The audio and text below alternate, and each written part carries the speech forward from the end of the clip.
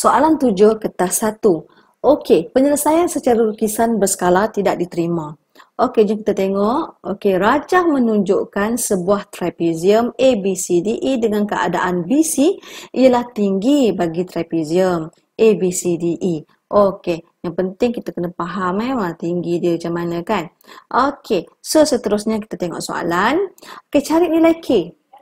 Okey, sebelum tu kita kena faham dulu maklumat dia. Okey, trapezium mempunyai dua garis yang selari.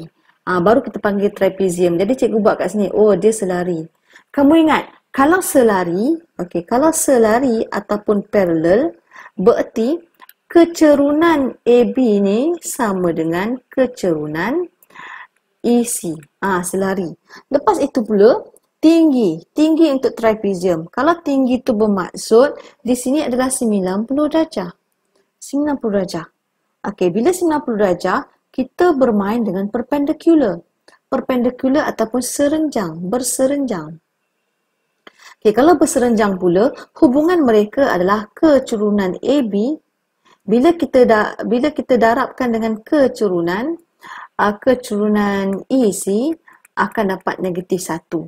Ini adalah kemahiran ataupun konsep untuk kecerunan yang perlu kamu tahu. Di mana apabila ia selari, apabila ia serenjang sesuatu garis itu. Okey, untuk mencari nilai K, kita tengok nilai K. Kalau nilai K di sini, dia melibatkan ED dan ia melibatkan AB sebab dia selari. Okey, kalau selari, kita fokus kepada kecerunan dia. Kecerunan AB sama dengan EC. Okey, jadi untuk soalan A, cikgu lebih suka untuk mencari nilai K di mana kecerunan AB sama dengan kecerunan AC.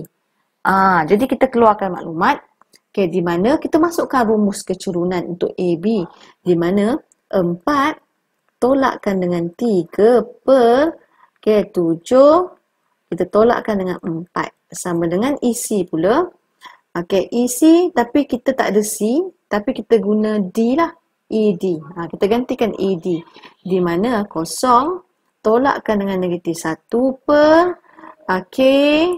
Kita tolakkan dengan 2. Jadi kat sini kita akan dapat 1 per 3 sama dengan 1 per K tolak 2. Apabila berlaku begini, kita buat darab silang. Untuk selesaikan dia. Di mana K tolak 2, kita darabkan dengan 1 sama dengan 1 darabkan dengan 3 lah. K tolak 2 sama dengan 3, kita akan dapat K sama dengan 5. Yeay, berjaya. Kita dapat K sama dengan 5. Okey, seterusnya kita tengok soalan nombor B.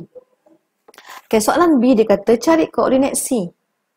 Okey, murid-murid, kita nak cari koordinat C ni. Macam mana kita nak cari koordinat C? Okey, kalau kamu lihat di sini, koordinat C adalah persilangan. Persilangan. Persilangan di antara apa?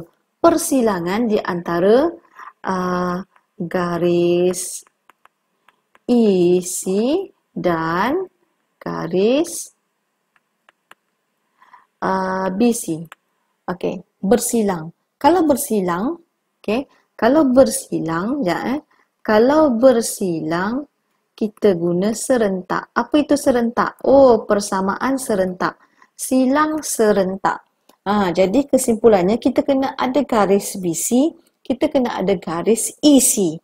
Okey, jadi kat sini working step kita panjang. Betul lah panjang, kamu tengok markah kita 4. Okey.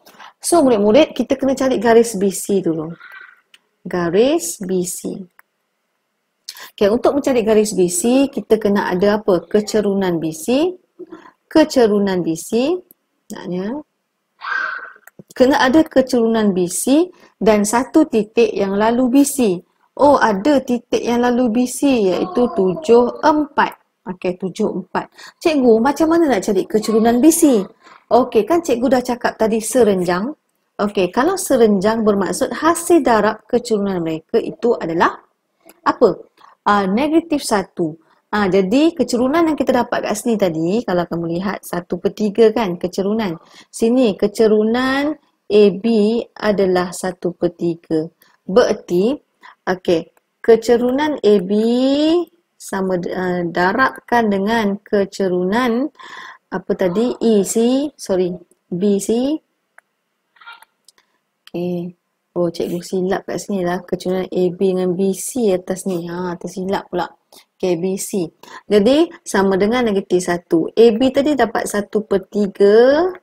Okey.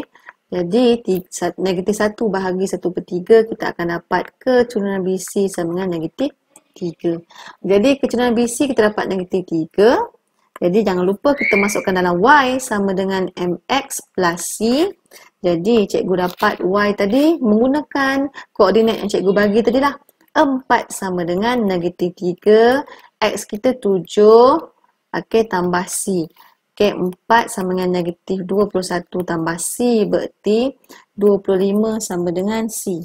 Jadi, persamaan garis lurus BC kita adalah Y sama dengan negatif 3X tambah 25. Okey, biarkan. Garisan BC kita dah berjaya. Kita cari garisan EC pula. Okey, kita nak cari garis EC pula. Okey, nak cari garis EC seperti biasalah. Okey, sekejap cikgu kecilkan. Okey, nak cari garis EC kena ada dua lah. Mesti ada kecerunan EC. Mesti kena ada satu titik yang melalui EEC. Ada tak satu titik yang melalui EEC? Oh, ada E. Jadi cikgu ambil E lah. Okey, di mana 2 negatif 1. Begitu. Tengok, disebabkan tadi EC. Okey, EC ni. Okey, kecerunan EC sama dengan kecerunan AB. Berarti EC kecerunan kita 3. Okey, sebenarnya negatif 1. Okey, so sekarang seperti biasa kita masukkan dalam Y sama dengan MX plus C. Jom kita gantikan bersama-sama. Y kita negatif 1 sama dengan M 1/3. X kita 2 tambah C. Jadi negatif 1 tolak 2/3 sama dengan C. Jadi berapa kita dapat C ni? Okey. C kita akan dapat negatif 5/3 sama dengan C. Jadi persamaan kita adalah Y sama dengan 1/3X tolak 5/3. Jadi murid-murid, kan saya kata kalau bersilang kita menggunakan persamaan serentak. Okey, kita gunakan persamaan serentak. Jadi di sini persamaan garis BC pertama. Persamaan EC 2. Jadi, kita pergi kat sini. 1 masukkan dalam 2. Okey, 1 kita masukkan dalam 2 di mana negatif 3X tambah 25 sama dengan 1/3X tolak 5/3. Okey, jom kita kumpulkan X dengan X. Di mana negatif 3X tolak 1/3X ni sama dengan negatif 5/3 tolak 25. Begitu tau. Okey. Jadi kat sini kamu selesaikan, kita akan dapat berapa kat sini? Okey. Okey, kalau kamu tak suka tu, okey, cikgu darab 3 lah. Okey. Negatif 9/X tolak X sama dengan negatif 5 tolak 75. Okey, jadi macam tu Okey, negatif 10X sama dengan negatif 80 lah. Okey, jadi X sama dengan 8. Jadi kita berjaya mendapat nilai X. Okey.